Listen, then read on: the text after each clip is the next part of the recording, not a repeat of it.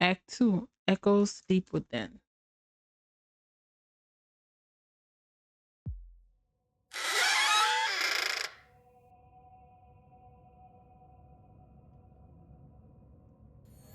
In the dark, you pause a moment. Your mind strains to grasp what this is. Lilith, food, creation? The dust and creak of boards mingle with your hurried breath. Beneath your feet, stairs descending.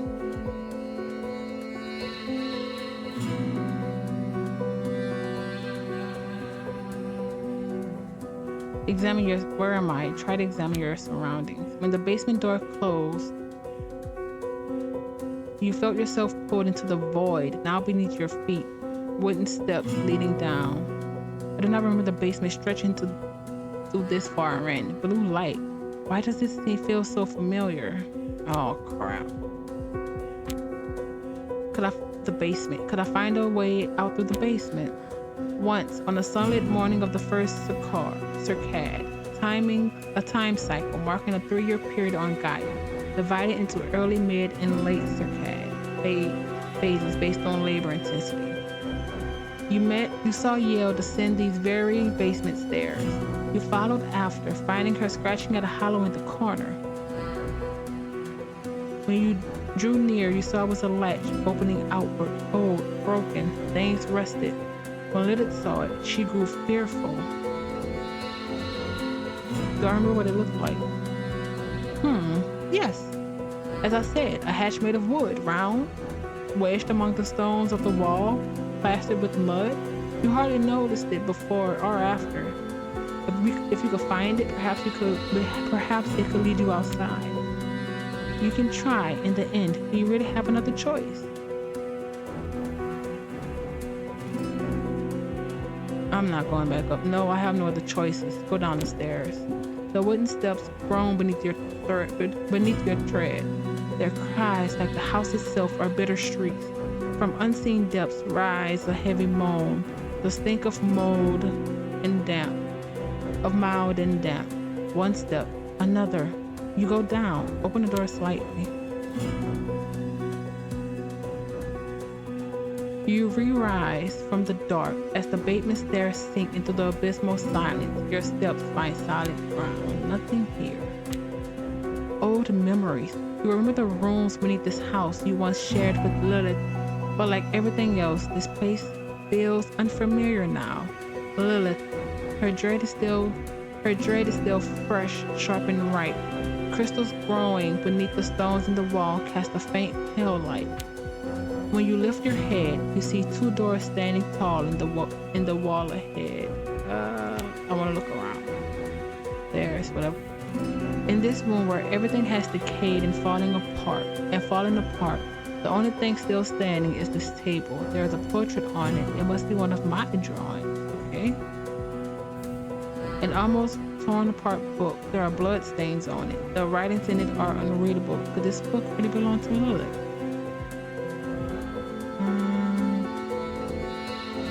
That's it.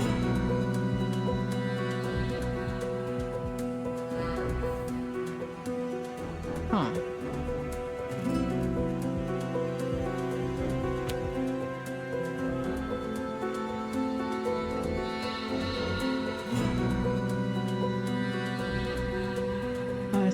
Old memories. You remember the rooms beneath this house you once shared with Lilith's skin, but then everything else, this place still feels unfamiliar now. We've done that.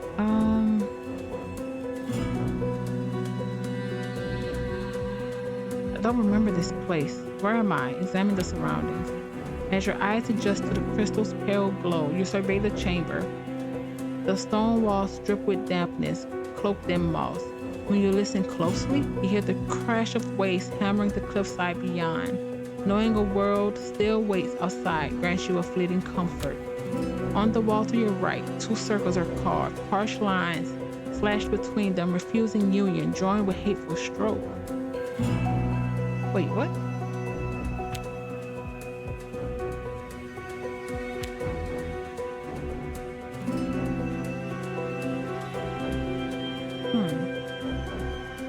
Oh, only got the circles. Before the wall where the crystal is embedded, a rotted wooden table leans into decay. On it rests a broken frame coated in dust. On the floor, a melted candle and a blood-stained, shredded journal. 2 circles. Harsh lines slashed between them, refusing union. Drawn with hateful stroke. Let's look at the... Okay, so either we can read what Lilith wrote, or we can maybe see what we drew.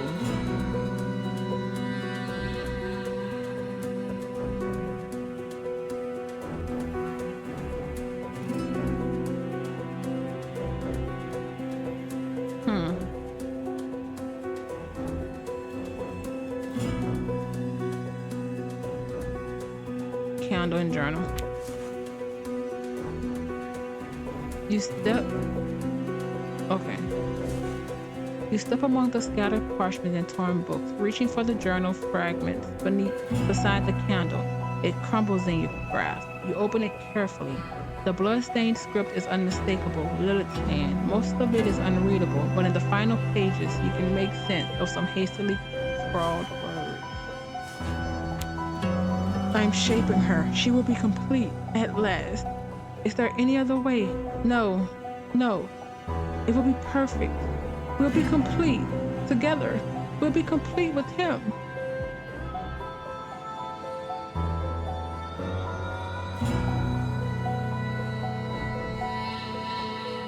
What, Lilith, what other twisted lunatics did you carve into this page? Keep examining the notebook. Words are not enough. I need something deeper, more physical. Here in the basement we once shared, I've hidden something of his. While he wanders around his house, he suffers his greatest regret in his deepest place. Should I tell him that she is not dead? The journal has been scratched, gouged, bloodied, as though Lilith needed to make her devotion visible. No matter how you try, there's little more to glean from the crumbling page. You let the journey fall. The air grows heavier, your ears begin to ring. I need something deeper, more physical. I've hidden something of his while he wanders around the house. What else are you hiding? Approach the frame.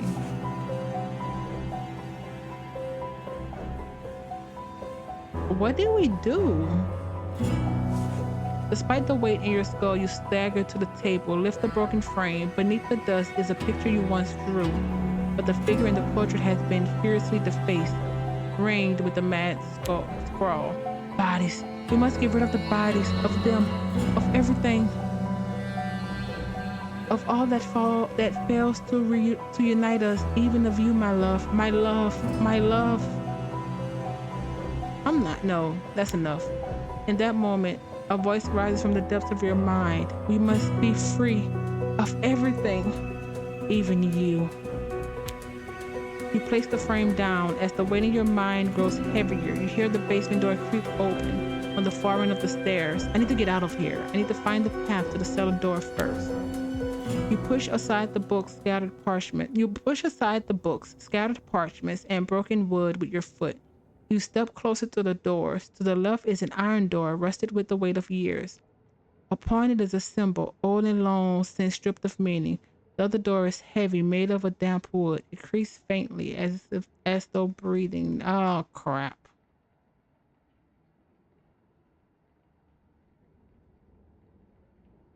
Crap.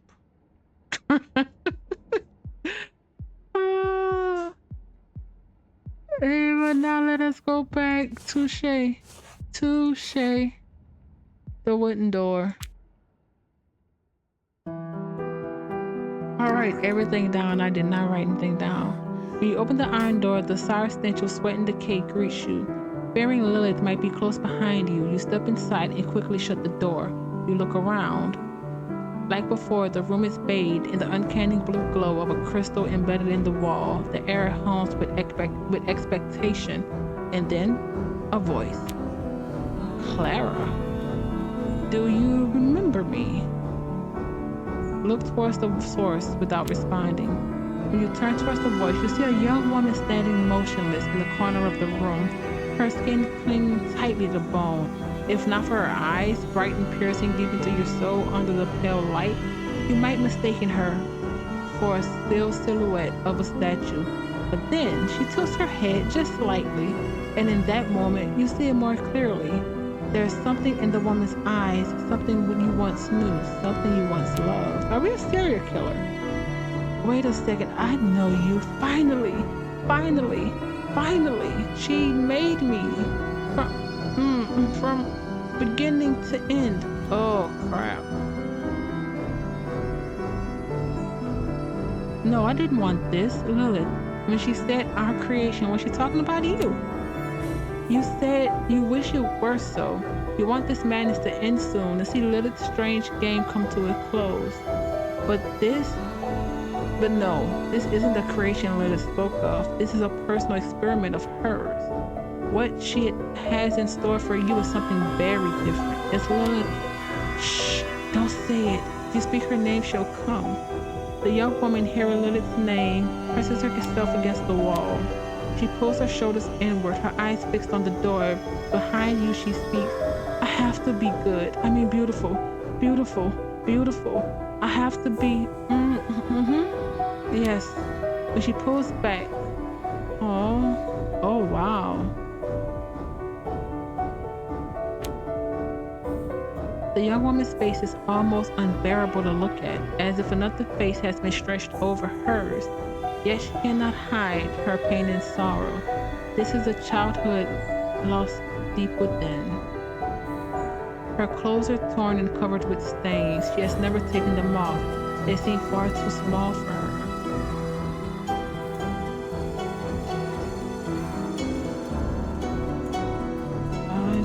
15, 20, 25, 30, 35, 40, 45, 50, 65 days?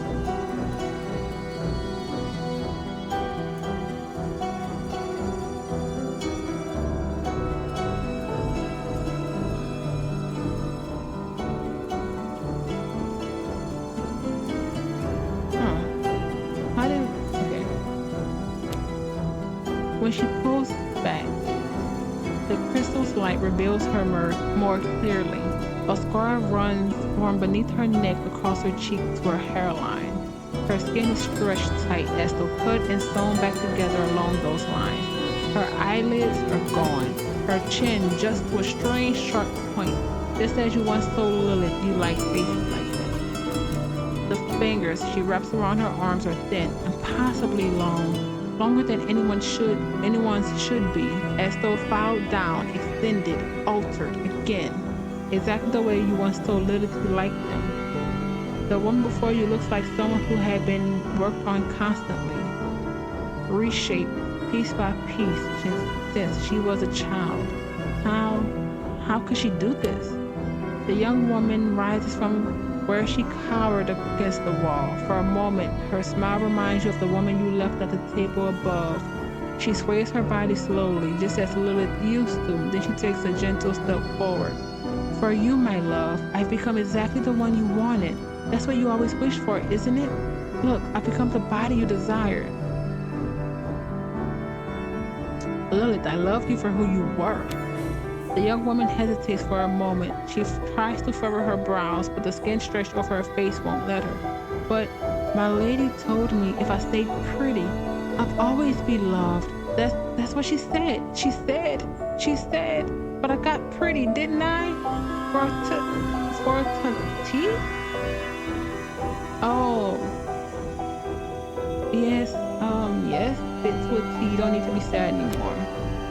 You're not sure if there's anything else you could say. What words are there for someone curled in a corner,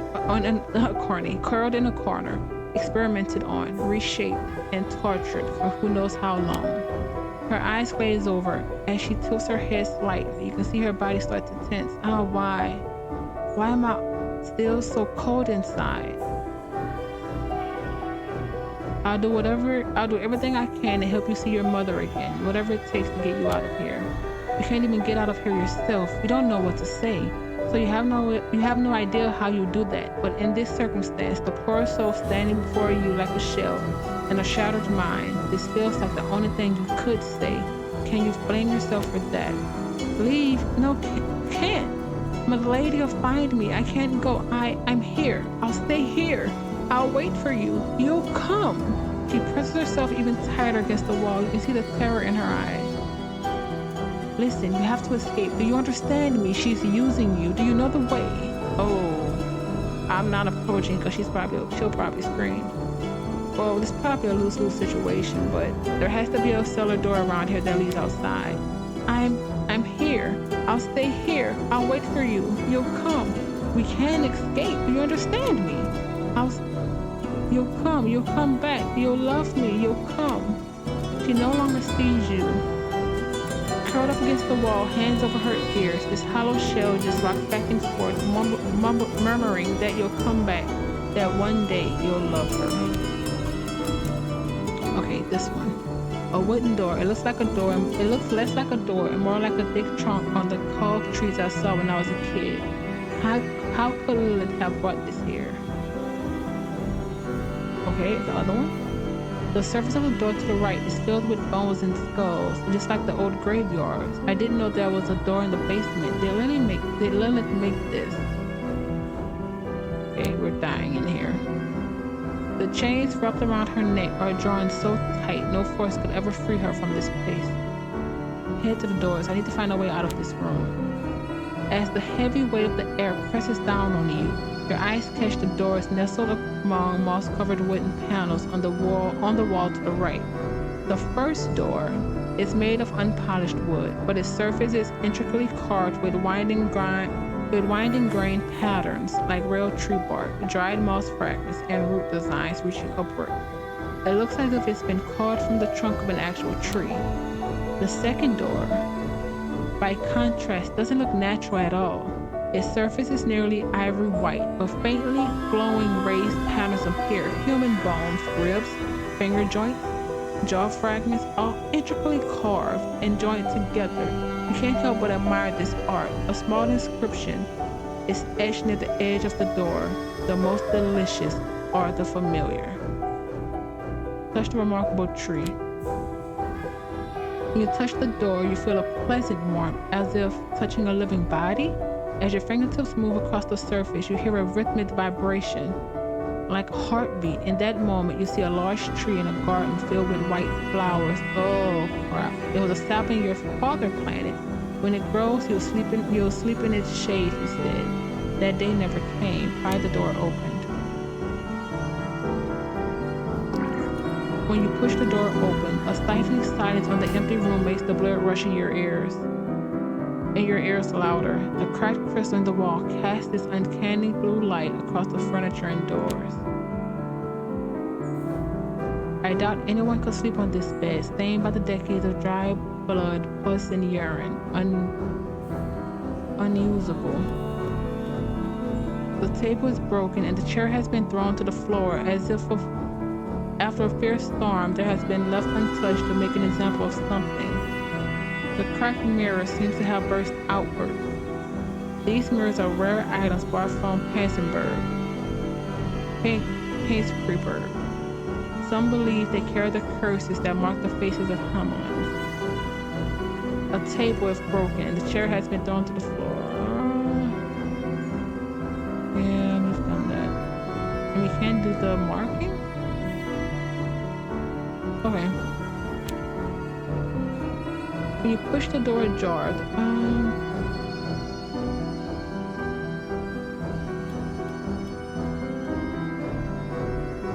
I don't remember a door like this. Where is this? Look around.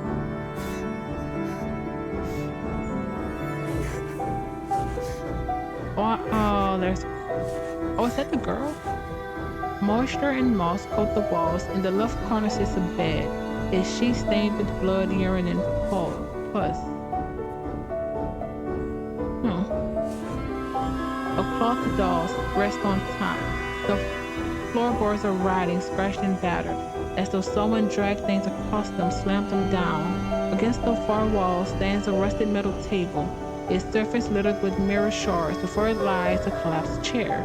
Its legs bent, brown stains cover it so completely that you can no longer guess its original color.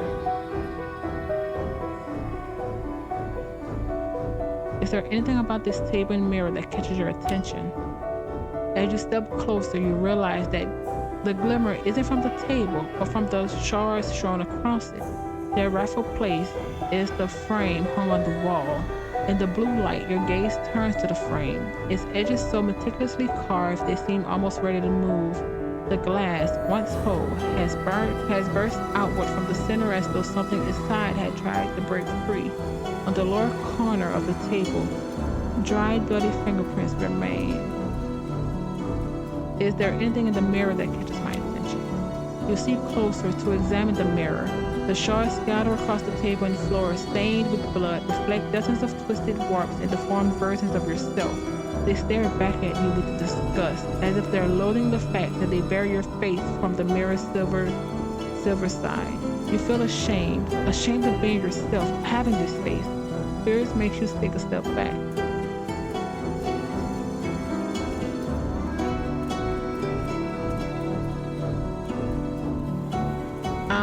No, there's no reflection here I want to see.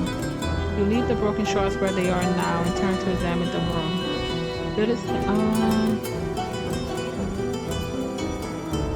The rag doll on the bed. Maybe it could be important to me. Examine the rag doll.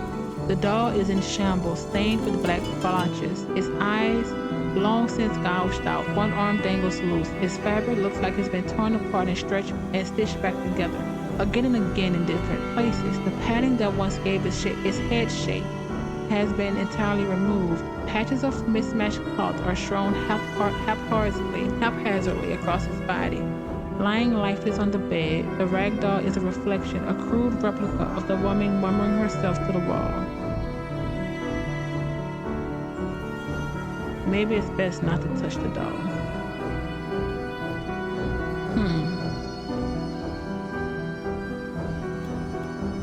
Oh man. I feel like it's on the bed and she was in the corner.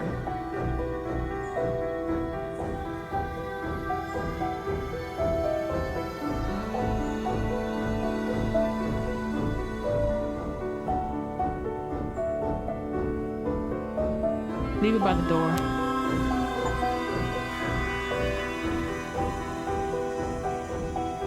Maybe we better if it stayed by the door. I've met you. Come back. The woman muttering at the foot of the door turns her eye towards you for a brief moment. When she takes the doll in her trembling hands, her ramblings cease. You feel that she wants to thank you, but apparently she forgot those kinds of words a very long time ago. Smile and nod. You turn your gaze back to the room.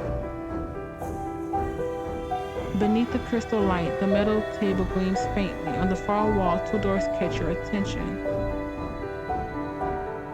What was on the table? Like the moss-covered walls, they're tinged with an interesting shade of green. I'm not going to this table. Without examining the... Oh, man. Without examining, we're heading to the doors. You turn towards the doors. One looks old. Wait, let's forget this. Another thing forgotten by time in the darkness of the basement, molded, ancient, abandoned. How fake it feels. So painfully ordinary that I must look again just to remember what it was like.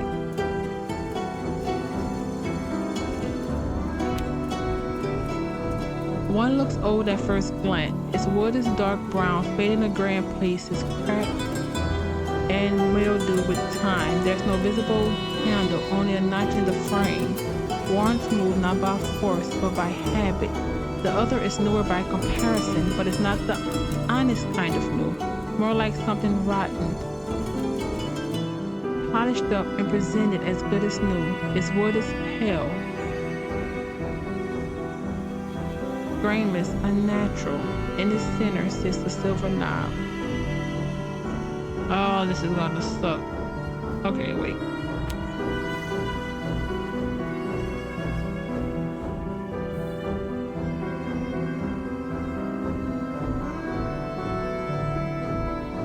Oh, man.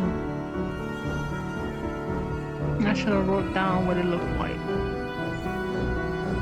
It was something that we were meant to forget. We forgot it every time. I remember a hatch.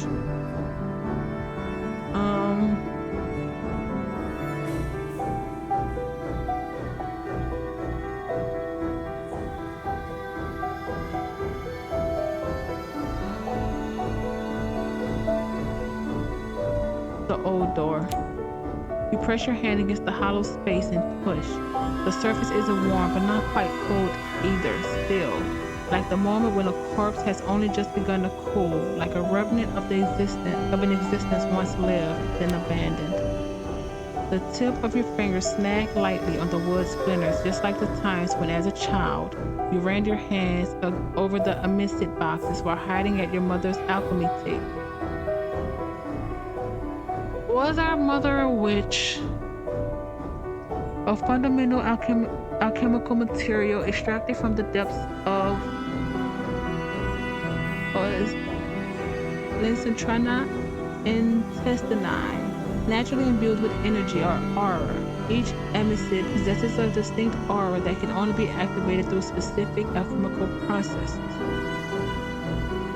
Just like the life you had before her death, and before you bore the weight of that responsibility. Our mom? Okay, you open the door.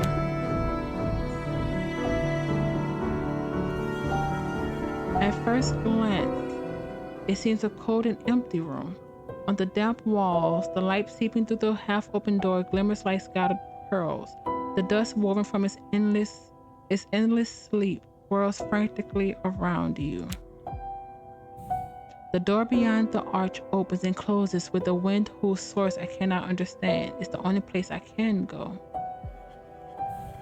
Paintings, books, some of them resemble the ones I used to paint.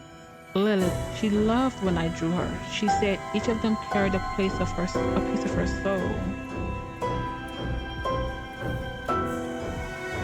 This is gonna suck, isn't it?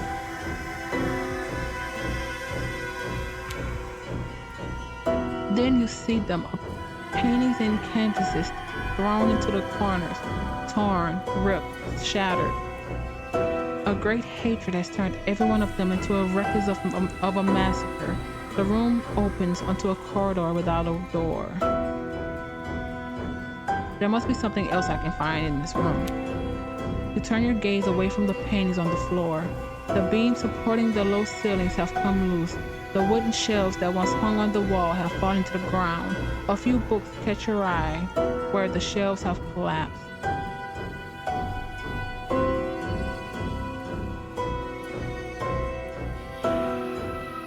In this corridor,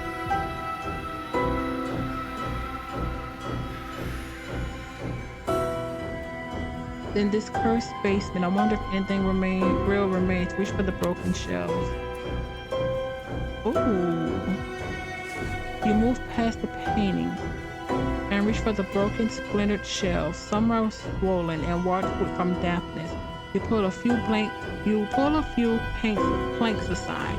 Beneath the thick layer of dust, a bound book and a box lying next to it catches your eye. Reach for the box. The box looks hastily made, rough and undecorated. Its lid held in place by a simple wire. When you shake it gently, you hear something round thumping softly against the side. Examine the lock. When you look closely, you see it is nothing more than a tiny piece of wire, as if the lock is symbolically sealing something shut. Rather than serving as protection, it seems to deny whatever's inside. Oh crap. A slight bend of the wire would be enough to open the lid. Open it. When you open the lid, you see a pale yellowish object inside. From its back-dangled thread-like strands, it is an eye. Dried with clotted blood stains, yet among its purple veins, it seems as if it is watching its surroundings. Whose eye? Take a look at the iris. You take a look and turn the iris into yourself. At that moment, the light coming towards the slightly open door behind you fades away completely. The black void at the center of the eye begins to widen as if alive. You feel the ground beneath your feet slipping slowly. You don't think you're falling, but you're not standing. What's happening? You are in a room, sitting tied to a chair. You're not looking around your own eyes. You see things more clearly. The light of a trembling candle beside you blinds your eyes. The colors are paler. You are in another body. There are deep cut marks on your hands, some of them still flesh. In front of you stands Lilith. She looks at you not with love but with caution. She studies you. Your head tilts downward, not by your own will. Lilith's finger mercilessly turns your face towards her. Your bone structure is sturdier than his. Compared to the others, maybe you can take the procedure. So far, so good at least. Let's see what effects this will have. She places a device on your face. Lilith, what are you doing? Before your words take shape, your vision darkens. When you regain consciousness, you are lying on a table. You can't feel your face. Dozens of layers of cloth are wrapped around it. When you try to make a sound, only a groan escapes your throat. You're in terrible, agonizing pain. With great effort, you turn your neck. In the doorway of the ajar door stands a man with golden hair.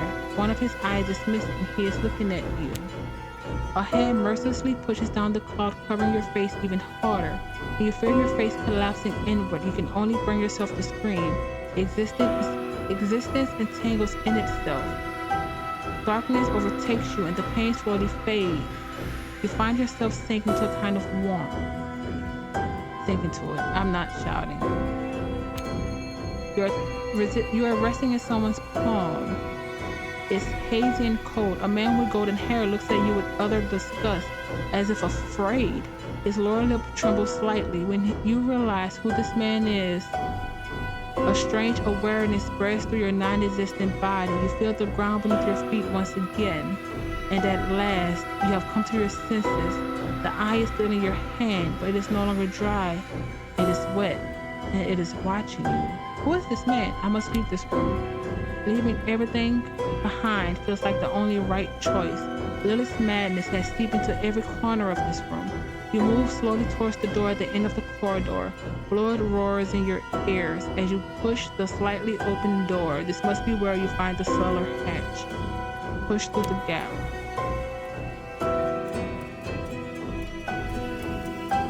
The door opens without resistance. Inside is a little brighter. Metal tapers are scattered across the room, each layer with dried blood. On the floor, small pools of urine and pus mingles with damp stone, releasing an unbearable stench. And in the midst of it all hangs body on chains from the ceiling, rotten, hollowed out, left on hooks to be forgotten. Who dare disturbs my century-long slumber? Keenan? The voice sounds as if it's scrapping its way out of a throat that shouldn't be alive. Who are you? I'm over here. Come closer. I don't bite. Well, I'm kidding. Of course I bite. But right now, that's not really an option. I'm a bit tied up, you see. The thing before you is a body, not its lower half. Another of Lilith's experiments. Its arms are chained to the ceiling, a hook driven through its shoulders. Its head, lolling onto its left shoulder, watches you with curiosity. It doesn't take long to notice that one of its eye sockets is empty. We know what happened.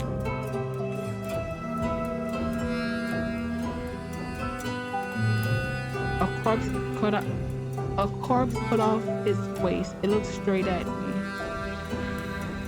The blonde hair. What? You? How can you talk? Oh, I guess it's because I'm the one meant to talk. Others are. He gestures weakly towards other bodies hanging from hooks. The chains clink and rattle with emotion. Not exactly the chatty type, sadly. So all the babbling's left to me, but I owe my life to this deed. You don't seem all that surprised to see me. No one ever is. Surprised? Huh? I don't think I can manage that, even if I wanted to. Golden hair. Wait. Besides, Ari freaking Keenan. Wait. No, wait. We have golden hair. We aren't Keenan. She's trying to recreate him to be us. I see you walking down here every night. Wait, what? I see you walking down here every night, right there, standing at the threshold of the open door. You left pieces of yourself in this place. If you look at the wall, you'll see the marks he made with his nails. He struggles to raise his brows as if pointing towards the wall.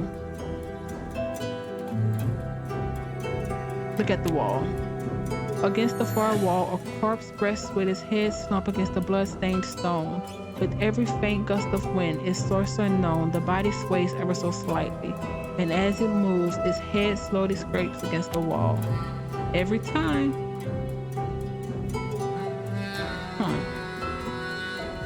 This body, who is it? Don't know. Might be you, actually. It was here before I arrived, and it'll still be here after I'm gone. Another of Lilith's little experiments when she was trying to recreate you. They say his own indecision is what killed him. Maybe this time will be different, Golden Boy? What do you think?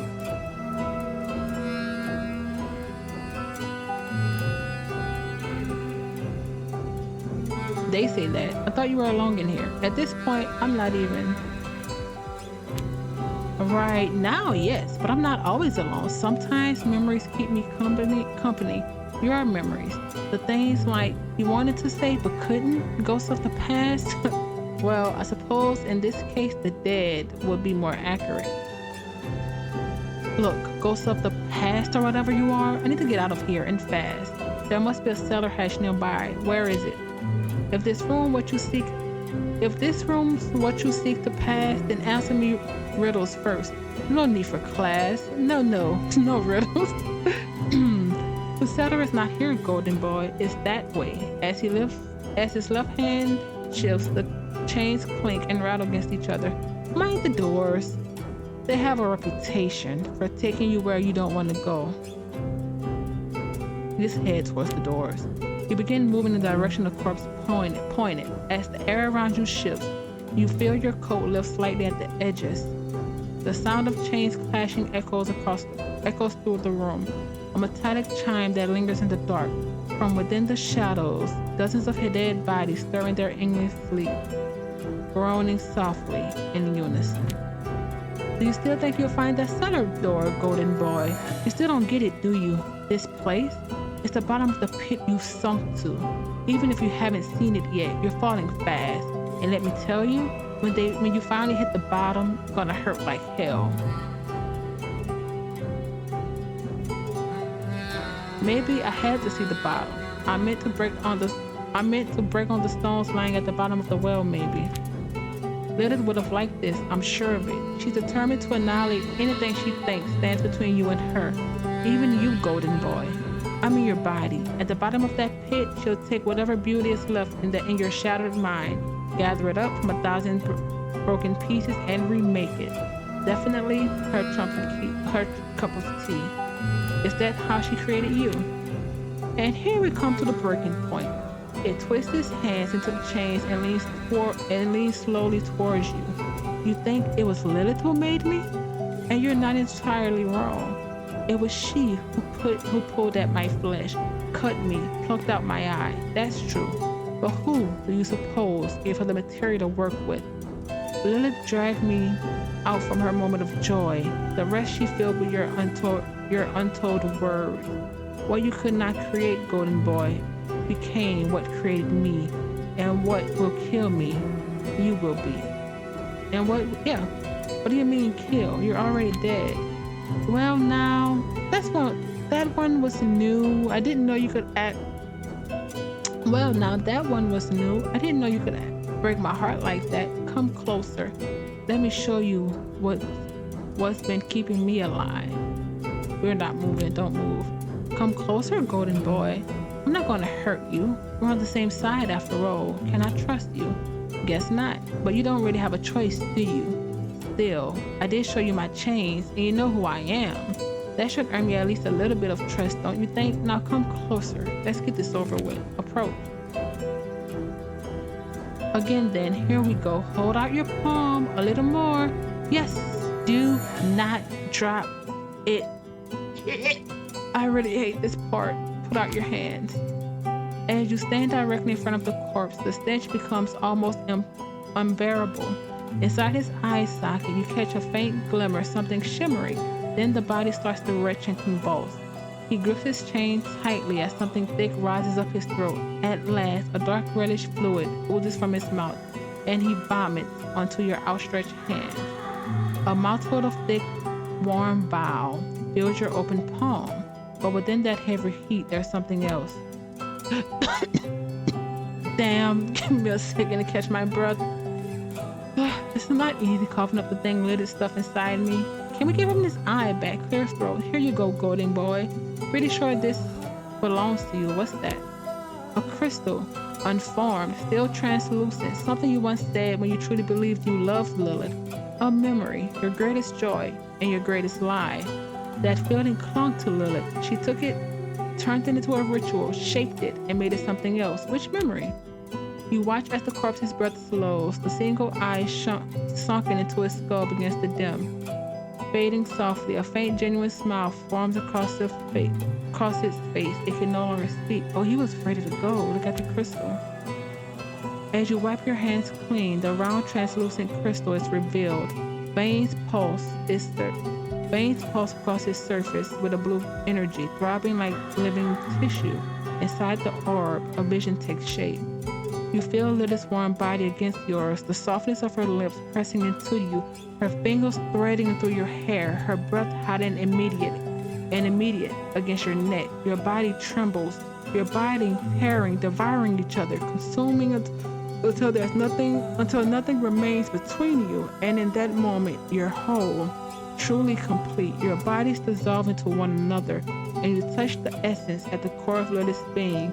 Then, with a lips pressed to hers, you begin to speak. I will love you forever, Lilith. The crystal shatters in your hand. A sharp flash, and then thousands of tiny fragments shatter across the floor. The corpse before you slips free from its chains, crushing into the pool of fetid, pus-laced water below. With one last effort, he turns his face to you. I said the things you couldn't. Now the words are yours, golden boy. Break free from your chains. Unlock them. We'll meet again very soon. The corpse looks at you, the same faint smile still on his face. The silence in the room deepens. Now I'll also cure the things you can no longer say. Closes the corpse's eyes. The corpse doesn't respond to your touch. In the stillness, it looks almost like it's falling into a peaceful, restful sleep. I better find a way out of here. You look around the room. He told us to go towards the door. As you return to searching the room, you feel something settle over you, a sense of expectation. The lifeless bodies strewn across the chamber are watching you. On the wall of the right, you see two distinct doors once again. The first door is sealed with rusted chains, but the chains aren't locked together. They merely hang there as if they're trying to hold something back and failed. The other doors stand slightly ajar. Beyond it, nothing but darkness. No light, no life.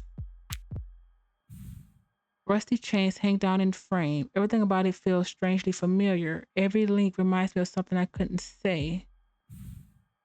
The door stands slightly open. Nothing can be seen beyond. A pitch black darkness swallows everything. From the threshold, it feels as if a tremendous hunger seeps through for life. Son of a... Now, is this familiar? Because we've been here before. Or it's familiar because it's the way out. And we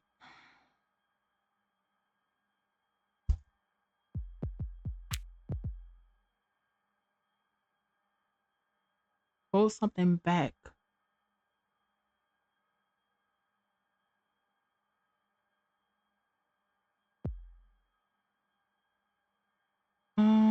Breaking point created alone.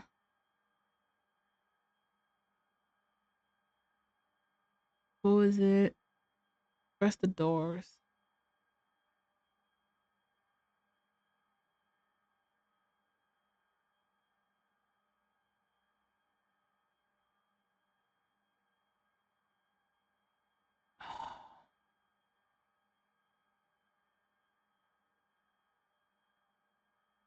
Oh, that's annoying.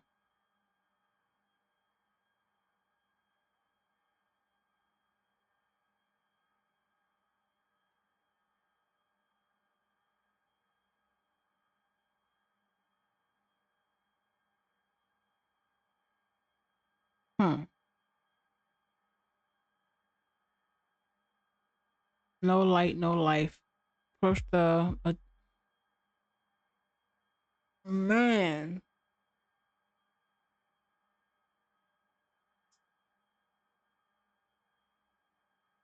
Jar door, chain door. It just is it open because we need to be there, or is it open because they want to trick us? And same with the chain. Is it chain because they don't want us in, and what we need is in there, or is it chained?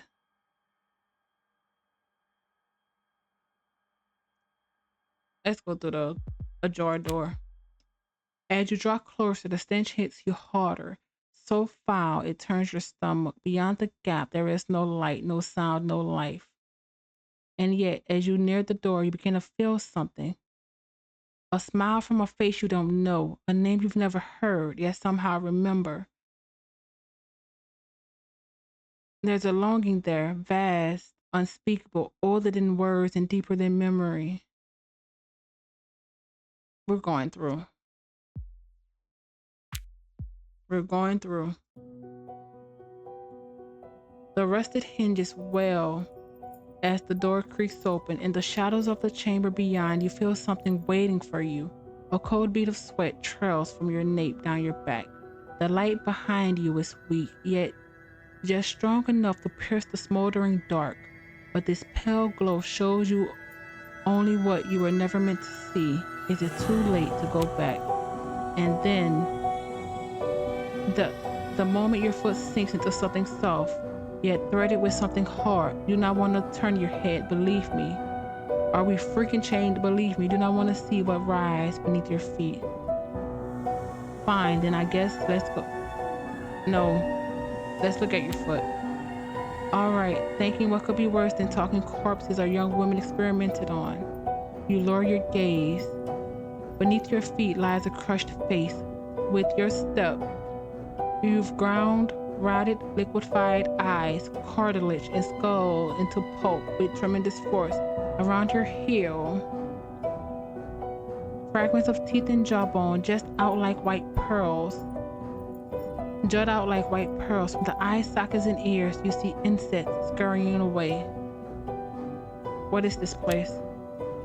What remains of you? Lilith's experiments that went wrong while she tried to create you. Those who could not bear their silence nor their chained up thoughts. The narrator is forcing me to go there. Why? I don't trust this narrator at all.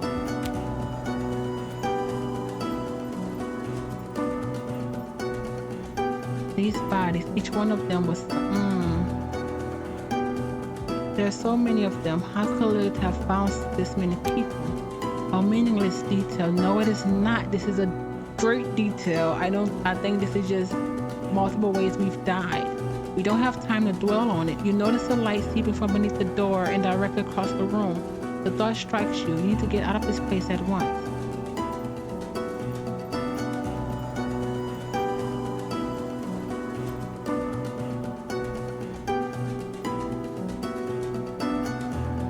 Is the narrator freaking trustworthy? I don't trust the narrator. It's been technically giving us some direction that goes to the same choice, like forcing us to take a choice.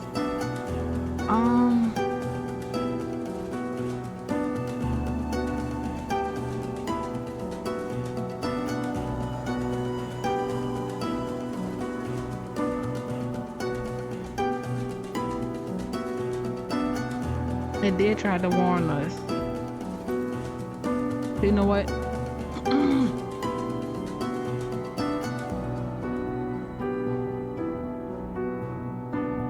I feel like We've been here multiple times. And I feel like our narrator, no, this is an important detail. The loss of so many people should have been noticed. Maybe a few searched for by their families, but Livber is a country full of people vanishing without a trace. That's why most of them slip through the cracks in the cities and dissolve into nothingness. With that said, you too shall continue on your way.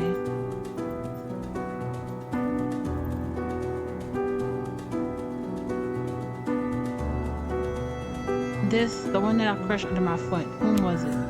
Look, these things don't matter. If we don't get out of here, who was it? He was a baker. You heard the name of them. He was a baker named Tara. Are you back? A hominid race from the mines of intestini, with beige and yellow stone skin. Their most distinct feature is the whip-like appendages on their back, used for balance and communication. In his past, why are we asking about this? Now I feel like I should have listened to the freaking narrator. Because now we're mellowing when we should have just went forward. He spent many long years as a pirate upon the sea. At last he was forced into the ports of Livber by Geronjan and his crew. A legendary pirate and an soldier who roamed Gaia's oceans. That was long ago. First he lost his ship and then almost everything else. While serving as a watchman in the harbors, he met Lilith. Are we freaking crazy? And now his crushed face lies beneath your foot, waiting to be scrapped away with the stones. Alright, satisfied now, we need to keep moving. Lilith. Okay. What about that one? Listen to me. You piece of meat. I'm the one keeping you on your feet in this burnt out, piss-stained house. The one stopping you from curling up like a fetus in madness, alright? Now get your fucking brain and get to the door. Alright, but I'm not going doing this because you say so. I'm doing it to get out of here. Good. Yes, good. Let's continue. Okay. You carefully make your way through the dead bodies. None of them are in any state to rise and grab you. But you're not about to take that risk. Step by step, you draw closer to the door. With each step, it comes a little nearer. He told us earlier not to look down, so I can't see a thing. Keep moving. Doesn't matter. You don't need to see. There's nothing here that can harm you now. Just a handful of bloated corpses. Simply do as I say. Step a little to the left.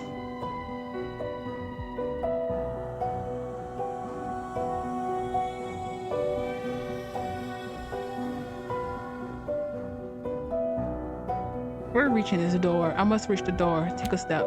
Exactly. Keep breathing. There's nothing rubbing against your foot or grabbing you by the ankle. Don't look down. Focus on the door in front of you. We're moving forward step by step. Stay calm. We will get out of here. Keep moving. Despite all the horror and fear, you keep moving.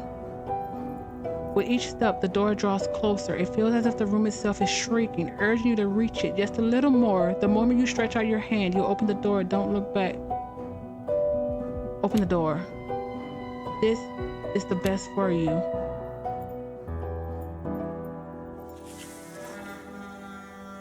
Did he just set us up?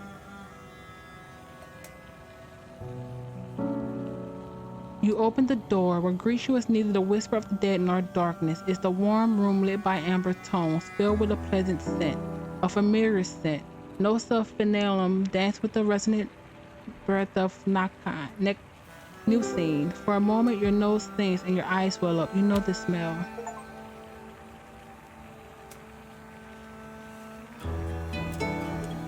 Right in front of you stands an old wooden table. Scattered pages lie around it, along with small alembics of chemical traces. And someone is there, a woman.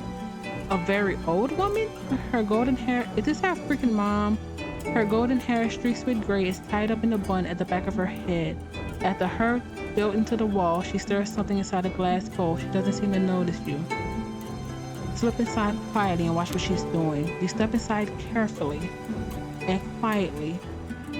The old woman hunched back is turned towards you. From the counter Just to your left of the herd, she takes a powder and adds it to the mixture.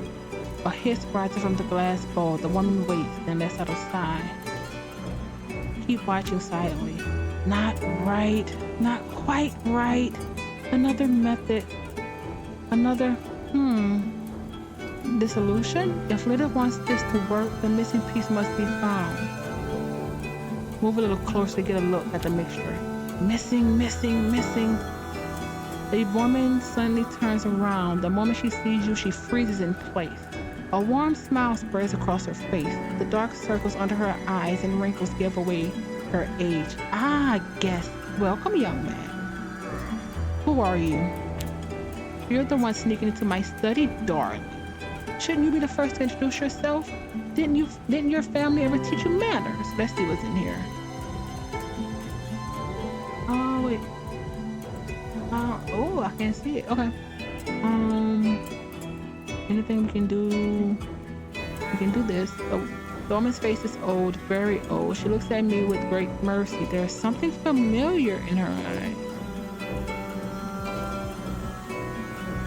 She carries dozens of different chemical mixtures on her belt, an old Cardia custom. Cardian alchemists used to carry their mixture on themselves, not in their bags, during long journeys.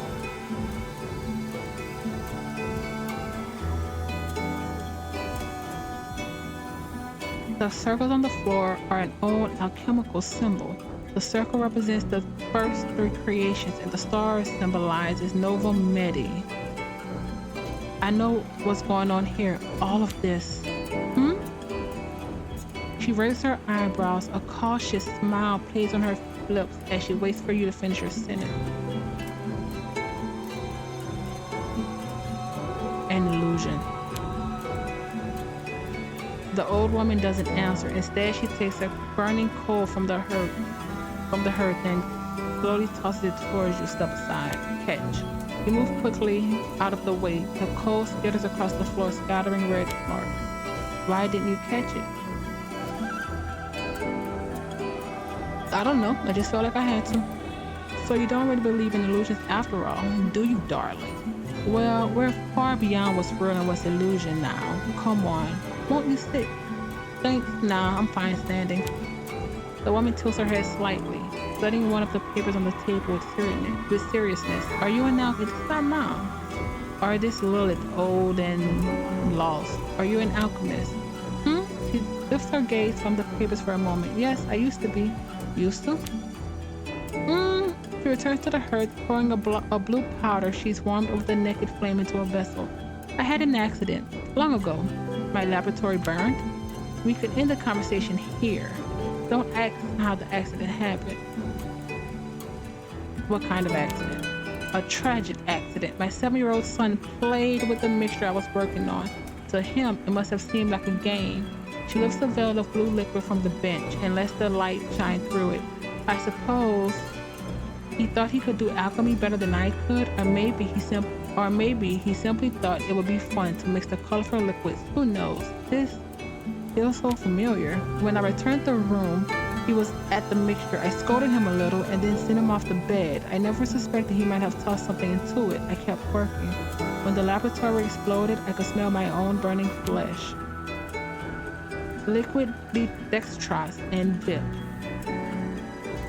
According to the writings of Trismegistus, VIP is an alchemical mixture of ground pearlescent powder.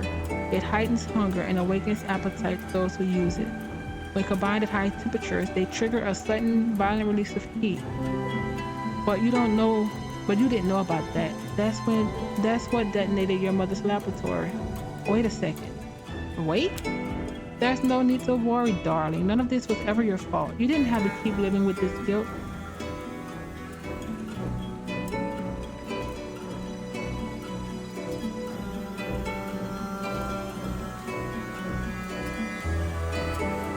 Unless you're... Shit. I thought you have realized by now, I'm your mother, darling. No, my mother died. Impossible. They never found her because she was gone so many years ago. I know, darling. I know. You thought I was gone, but I couldn't leave. And I see now that I was the only one who burned that night because nothing has ever managed to tear the guilt from your mind. You believe that that if not for that night, you would find me here in that room. That's why I'm here. Wow. I just wanted to spend some time with you, but I lost you forever. You didn't lose me, darling. Ligia. Ligia? You did what you had to do, what I wanted you to do. That's why you must let go of your regret. I am proud of you. Then why are you here too? Then why are you here, mother? To forgive me. I forget. The woman steps a little closer. The scent of beeswax and bergamot fills the air. You feel warm, safe. She gently places her hand across your cheek. I forgave you long ago. I'm here because you needed to forgive me. I love you, mother. I love you too, darling, always, in every way. Take me out of this loop, mother. Take me somewhere I can finally shake off this weariness.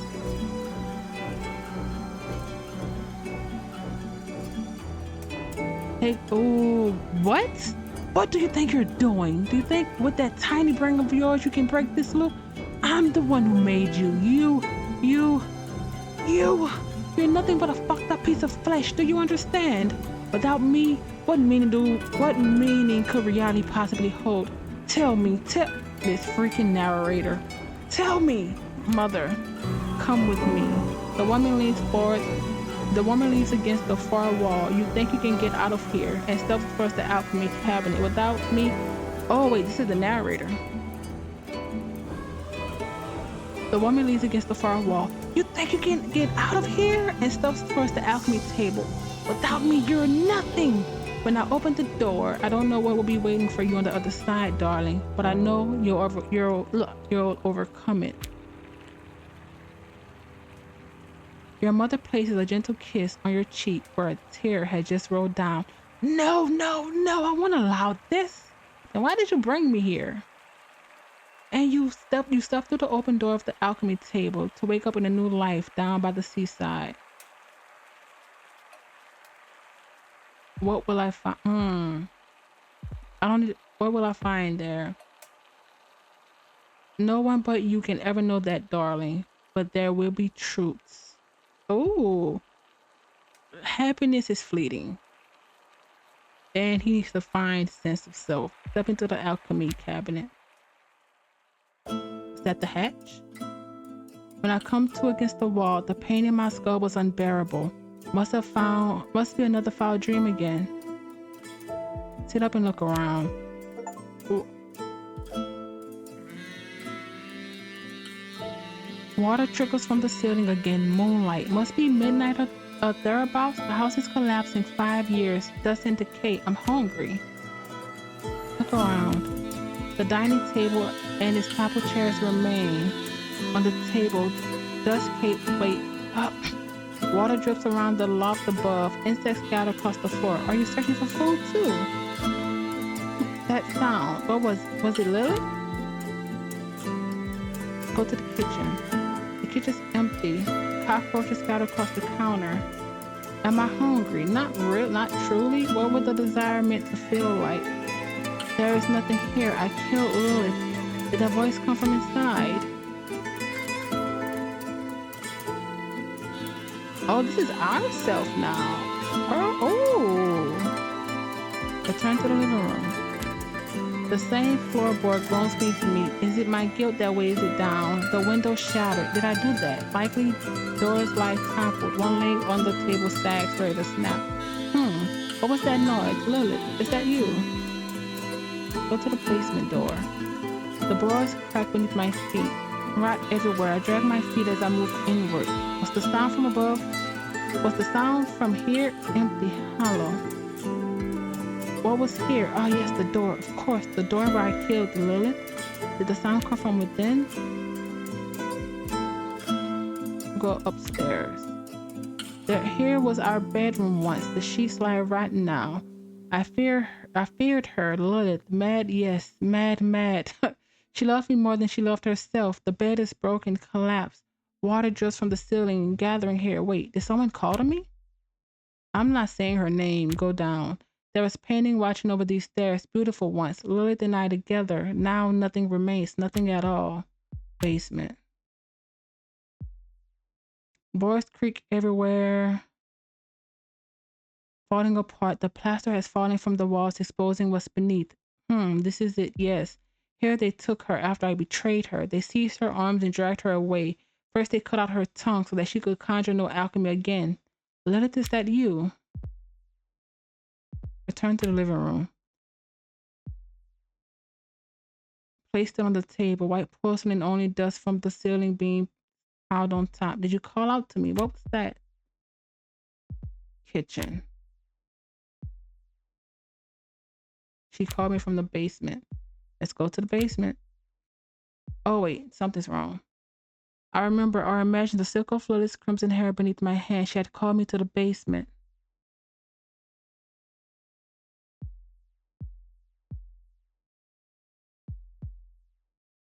Everything is rotting. I drag my foot forward. Did the sound come from here? Empty, but...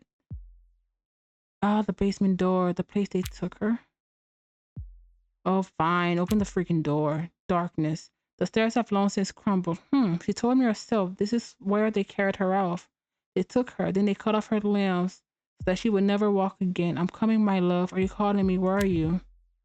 Return to the living room. Go to the kitchen. I don't want to go there. Open the freaking door. Darkness. Where are you? Go down. The blue light, where could it be coming from? This is a basement with one room. Damp stones covered in moss. She has drawn a circle here. She has stood on the center. When they took her, they flayed her face so no one would ever recognize her again. They did that to her face. My love. Lilith? The blue light shimmers over your wet clothes, right? The salty water of the sea drips down from your... I'm so mad I said her name. Down from where you were thrown. Your hands are severed. They killed us too? Coagulated blood pools down at your feet. The flayed pieces of your face oozing pus. Your lidless eyes stare at me. Oh no, this is her. I'm sorry. Your voice echoes off the stone. Her arms hang limply at her sides, motionless. There's rage in her eyes. Lilith, my love. She doesn't answer. Not sure she hears me. From the slit in her bare face, shaped like a mouth, black fluid drips out. It spills to the floor. Lilith, is that you calling to me, my love? Where are you? Go upstairs. All your memories will slowly melt away like tears in the rain.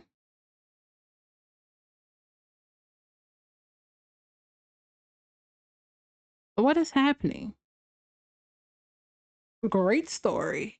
Confusing ending. We did not leave.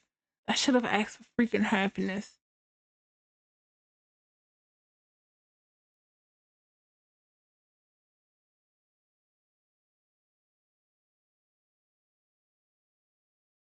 Oh, now I'm so interested in the other endings.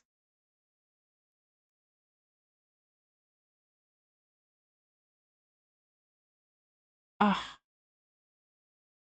because I'm curious. If we hit continue,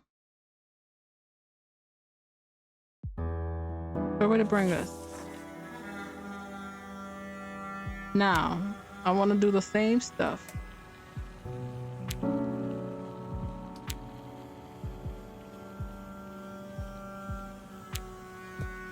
Same stuff. Who are you? All of this, an illusion. Step aside. Felt like I had to. I'm fine standing. Are you an alchemist? Used to. What kind? Familiar.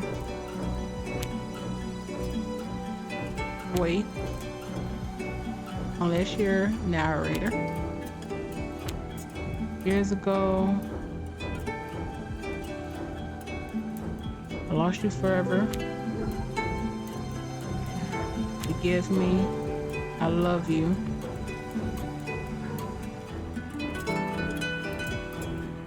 me out of this loop, mother.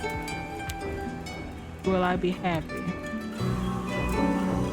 Most likely not, darling, but you will be yourself.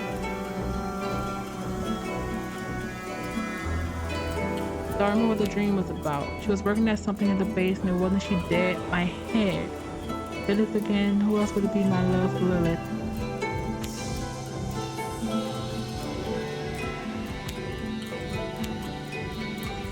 Look around. Kitchen. Was it real? What? Is Lilith real? She's always real, the most real of all the things, but her love, no. That was madness, mad. The day I knew she would speak again of the great unification. Are you in there? Living room. Basement. Is that you? Living room. Kitchen. Basement. Open. Continue. Go down. Where are you? I have to kiss her.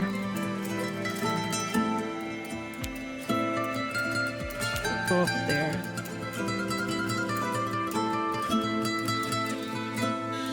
Man. We did get out. The into. What is that?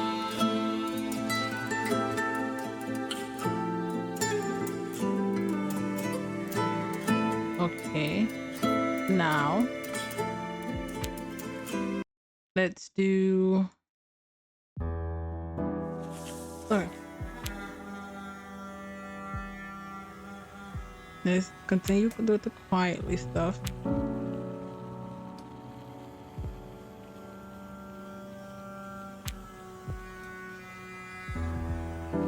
Who are you? All of this, an illusion. Step aside, continue. This felt. Actually, we'll sit down. As long as you let go of the tension, I'm tired. Are you an alchemist? Used to. Oh wait, I went way too fast. Sit on the chair. You must feel tired. I'm sure it's been a long journey. As you let go of the tension your muscles have held for so long, you feel the ache rising from your calves. In this warm room filled with familiar scents, you realize for the first time just how exhausted you are. You're tired, Abek, just tired. But you have no time to rest. Don't forget why you came here. You're searching for a solar hatch, the way to freedom. Yes, I'm tired. What kind? This feels familiar. Wait a second. Unless you're shit. Died. I just wanted to be like you. This work was everything to you. I wanted to make you proud. And you did. The night when I saw you there, I was proud of you, darling. Proud that you tried to understand the formulas, that you mixed the colors. A world taking shape in your hands, new and more beautiful. A place that could be remade beyond darkness and absence, where you could begin again. But if you stay here, trapped in this loop, you'll never begin. No. You want to stay in this loop. It's safe here. You know what will happen. You know what awaits each door. Well, most of the time, don't get too close to the truth, because there you'll find nothing but ruin. Then why are you here? Did you love me? Always, darling, even when you thought you had killed me. I want to remember you. That's the right choice. I will always remind you of her in this place with great peace and warmth, but I can't promise you remember her as she truly was. She takes us dangerous close to reality. That? Okay, I can't risk it. I kind of figured that. Would I not remember forgiving my mom? No, you can't do this. There's no other way. For you to live, your mother must die. It has always been this way, and it always will be. I understand, and you must go on, darling. That's what you choose to do. I'll always be here, each and every time. She cracks open the door of the alchemy cabinet. I hope you find what you're searching for there, darling. The moment you step into the alchemy cabinet, you fall into an endless void. I'm falling again. Was this how it's meant to be?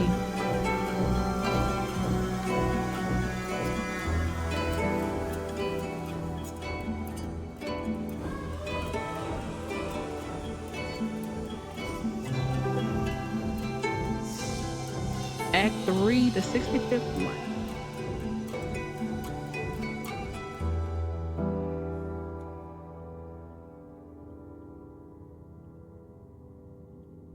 Okay, this is Act